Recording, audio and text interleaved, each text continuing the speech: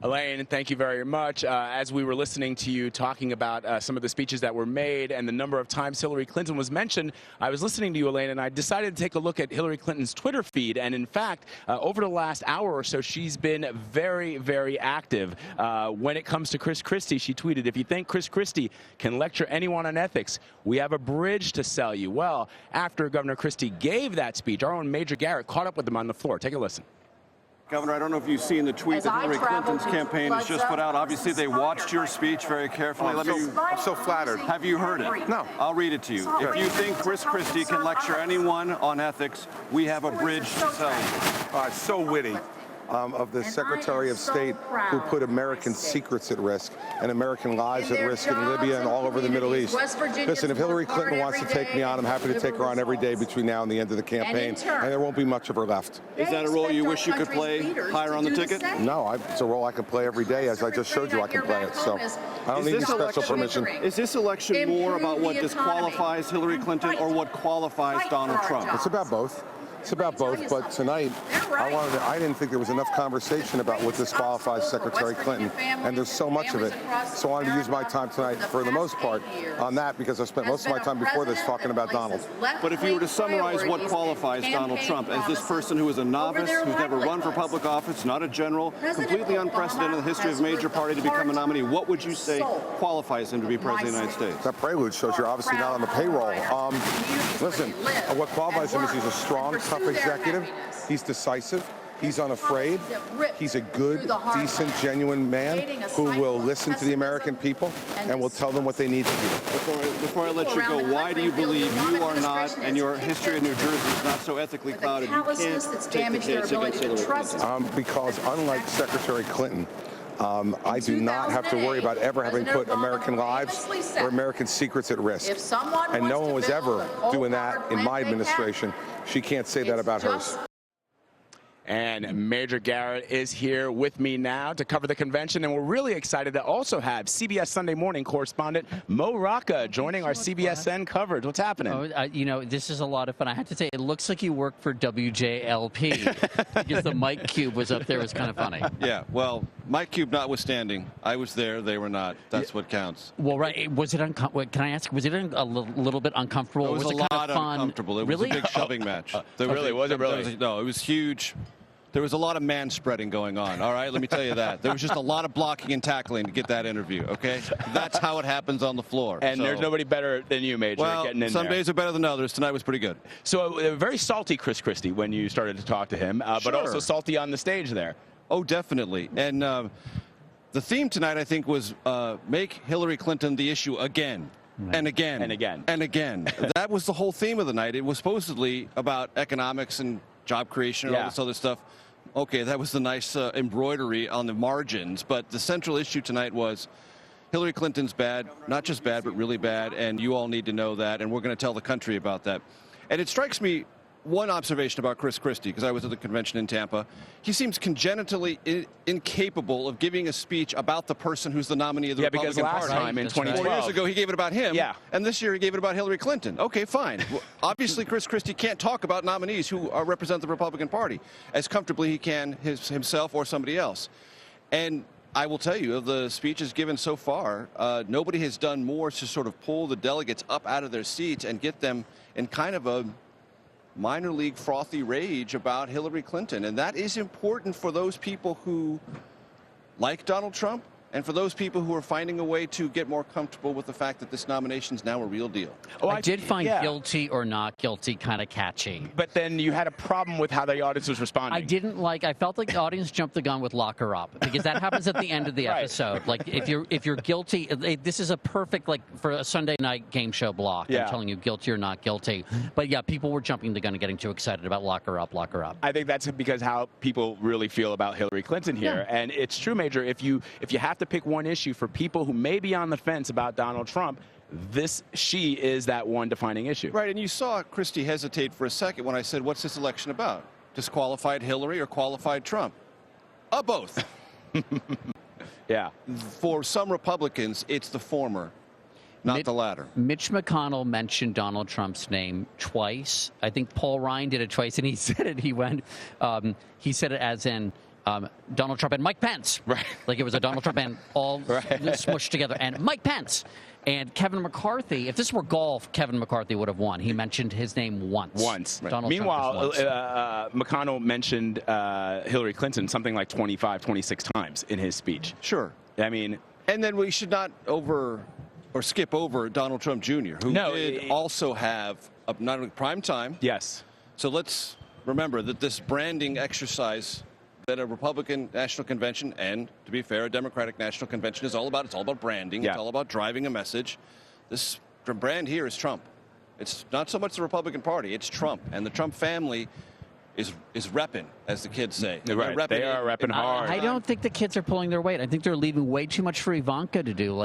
No, I'm serious though, because Tiffany didn't, I wanted to hear about a teddy bear or something. She did the report card. Mm-hmm. Yeah. She had that he made comments on the report card, but I wanted more warm and fuzzy. I thought she was going to bring it. And Donald Jr. didn't also. I mean, he said the whole thing but he didn't even say that his father taught him how to hang the sheetrock and pour the concrete. Right. He left that to Vinny, the guy, right? A guy named Vinny who helped them to do that. Right. But there was a lot of amazing and an incredible and impossible, a lot of hyperbole, but not a lot of personal stuff. When you're a Trump, you learn adjectives very early. Yes, very early. But they're all superlatives. Humongous, huge, absolute superlative. Amazing, fabulous. The chalkboard. You can't eat it. Not an apple. So look at amazing. This moment. Did you see? I was there at this moment here that we're showing on our screen, where right after Don Jr. sort of cast the votes for New York for his father, the three Trump children started hugging each other. Tiffany was sort of on the outskirts there, right. And she came back She's in, like and the I Jimmy thought that Carter was a little in cute. the presidential portrait, right? Sorry. Remember, they're not well practiced to this choreography. I thought they pulled it off just fine. Yeah. I'm not going to dissect that too much. Major, I want to ask you something about some of the other speakers. Asa Hutchins, there was a couple of people from Arkansas here today, and when we saw Asa Hutchinson, a name that I really hadn't heard in quite some time in politics, a lot of people, myself included, thought, they're going to start digging into the Clinton history, Whitewater. But it was a very short speech, and it was more or less generic, right? Right. And really, my takeaway tonight had very little to do with the speeches. Most of them were absolute flatliners. The people on the floor did not care about them at all, in the most part. What was most interesting to me was talking to the delegates about what this moment means for them.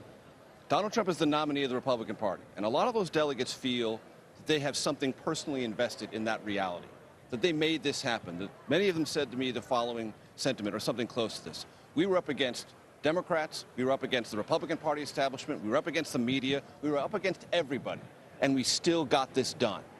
They feel a sense of ownership about the Trump this. people do. The Trump people Not do, all yes. delegates, right? No, all delegates. But I mean, look, he's the nominee. Right. The majority of the delegates here are Trump people. They want this to happen. They're happy about it. But and for those folks do feel that they are part of a generational shift in the party, and an ideological shift, and a temperamental shift in the party. And though they will readily say to you, there are things he says that freak me out. I heard that a lot of instances tonight. I want Trump. I'm happy about Trump. This is a big night, and I'm glad to be here. But you yourself pointed out earlier that there is discernibly less enthusiasm, right? I mean, you've been to a bunch of conventions. Sure. This to me seems... It's all about the less Trump brand. enthusiastic. So when the Trump aspect of this convention, both nights, leaves, so does the crowd. Right. Okay. So last night, Melania, she walks off stage, Trump walks off stage, people start streaming out. Yeah. Tonight, Don Jr. finishes up, empty seats. People start streaming out because they've come for the Trump show. Right. And not so much for the Republican Party. And so, I mean, it's kind of amazing. Republicans have worked very hard, raised a lot of money, campaigned aggressively to win control of the House and win control of the Senate and governorships all across this land over the last 6 years, and done, by any mathematical standard, an exceptional job at that. And nobody here, or very few people here, care about that and those leaders. They care about this new thing that they believe they're creating and that they're hungry to see manifest Except that if anything, Major and Mo, Donald Trump has proven since he first appeared down that escalator back in June of last year that he's not controllable. And it seems like when I talk to people from the Republican Party, they believe that they have a better chance of getting and pushing through their agenda if Donald Trump obviously is the president of the United States over Hillary Clinton. On the other hand, he doesn't strike me as somebody, he hasn't proven to be somebody who can be controlled. He can't be controlled by the establisharians. He can't be controlled by the party leaders. And so I wonder if they're in for a big disappointment when Trump turns out to be somebody who is what we've seen over the last year, somebody who plays by his own rules, not by the rules that are established by anybody but himself. If he becomes president, that is certainly a possibility. And I've asked Trump that in one of our interviews in South Carolina, Myrtle Beach, before he went out to a crowd of several thousand, some of whom had lined up 6 hours early. I said, is there any part of you that worries about letting these people down, these people who show up for you in ways they show up for no other political candidate in this country right now? He said, no, none. I'm not going to do everything I said for them. Okay, well, we'll see. Yeah. But, I mean, the threshold of potential disappointment is enormously high. Right. Because if you look at our modern presidential history, we have told ourselves something that has proven to be less true, that outsiders can solve whatever we think at the moment is wrong with Washington. Guess what? It doesn't really happen. Washington gets its own part of the pie. Now, the folks down here who support Trump believe Washington has been getting too much of that pie, and the compromise is all about Washington and not about their voice. But if you look at Ronald Reagan, Jimmy Carter before him, Bill Clinton to a certain extent, George W. Bush, Barack Obama, it's the same idea. Change to fix that thing that's gone wrong in Washington. Right. Well, now this is sort of like the megaphone amplification of that. If you win, you better deliver. And if you don't, one of two things is going to happen. Then there's going to be this sort of bizarre, unimaginable change desire, or people are going to say, whoa, maybe politicians actually do something worthwhile, and maybe we ought to get back to political pros who know what the heck they're doing and can actually cut deals. Right. We're going to find out. Yeah, because, Mo, you know, it's interesting. A lot of people on social media have tweeted at me and said, you know, look, this is what's the difference between Make America Great Again and Hope and Change, which was Barack Obama back in 2008. For a lot of people, President Obama did not deliver on some of the promises that he made in 2008. There are a lot of people who believe there was a kumbaya moment around his candidacy. People thought, you know, he could walk on water, and he proved to be a mortal man. And I wonder if for those people, you can make that comparison. The people who support Donald Trump, they say, look, if the Democrats could believe in Hope and Change, we can believe in Make America Great Again. Right. And the question is, what I'm wondering with a lot of these delegates is, how much do they believe him? Or are they thinking, or like a lot of Americans, are they so cynical that they're thinking, well, even if half of what he says is true and he believes it, that's enough for me. I had this sort of surreal, an overused word, but experience of sitting during the roll call, and I read the New Yorker article that was just put online, the interview that Jane Mayer did with the ghostwriter Tony Schwartz of The Art of the Deal. If even half of what Tony Schwartz is saying is true, it is, no matter who you are, it's troubling. But one of the things that he says a lot of things. He calls Donald Trump a sociopath, flat out. But he says that Donald Trump has absolutely no attention span. And one of the questions that I've always had about Donald Trump is he either incredibly disciplined or totally lacking in discipline? And if he's incredibly disciplined, then the whole thing of seeming undisciplined is part of the brand and part of the message. So,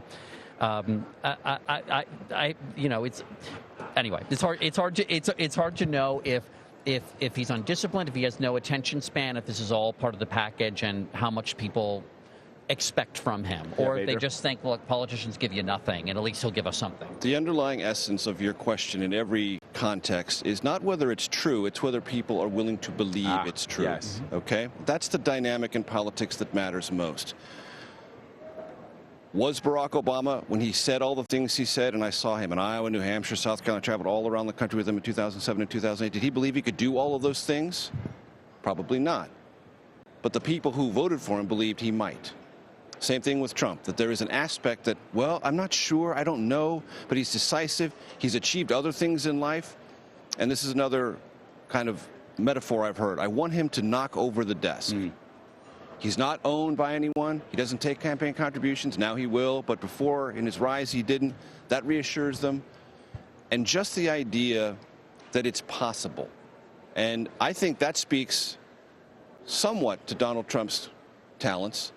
but to a much deeper sense of dissatisfaction with what has been brought to the American public before. And I mean, it's also a suspension of disbelief is sort of what you're describing. For sure. And I have to take a break, but I really want to ask this, Major, because it's something we've talked about. There have been, in the last day or two, Governor Pence, some other people have tried to make comparisons with Ronald Reagan, Donald Trump. And I think you and I were talking, and the idea that excites people about Donald Trump is the fact that he's an outsider, that he's a successful businessman. But this is a party that idolizes Ronald Reagan. And Ronald Reagan, as you pointed out to me earlier, going back to 1964 when he delivered that speech for Barry Goldwater, was a disciplined candidate. He was a politician. He was the consummate politician. He was a very skilled politician, both as governor of 2 terms in California and then as a president of the United States. And there are those who romanticize Ronald Reagan and the Republican Party for all sorts of reasons that they believe are ideologically pure and consistent. But there's a lot of Republicans now who know very little about what Ronald Reagan actually did, either as governor of California or as president of the United States. Just bring down that wall. Yeah, about that and a couple of other things. But he raised taxes on Social Security and income taxes to balance the budget, or try to do that. He did other things that were less consistent ideologically with conservatism as it's defined by many on that convention floor than they would like to admit. Right. So there is this sort of hagiography around Ronald Reagan that comforts a lot of people, but is less part of the actual Reagan history than a lot of folks down there either know or care to believe.